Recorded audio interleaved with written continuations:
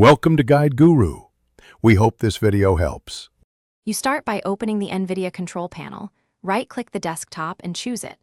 Once opened, make sure your drivers are current because new drivers fix performance and bugs. You should switch to the advanced view to reveal all settings. Next, locate Manage 3D settings on the left. This is where you control per game and global options. Make these first changes now so the rest of the tutorial applies cleanly to a stable, updated environment. Now you modify the critical 3D settings.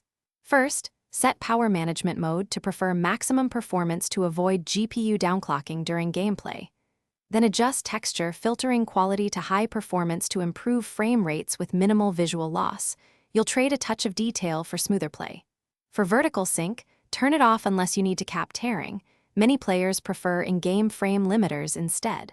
Once done, apply changes and test. Finally, you refine per game settings via program settings. Choose the game and override globals for shader cache, anti-aliasing, or ambient occlusion to balance visuals and FPS. Make sure G-Sync or Adaptive Sync is enabled in display if your monitor supports it, because it smooths frames without input lag.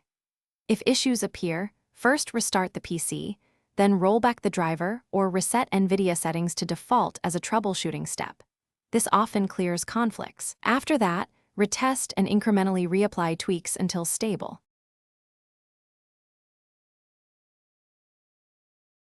Thanks for watching. Consider subscribing if we helped you today.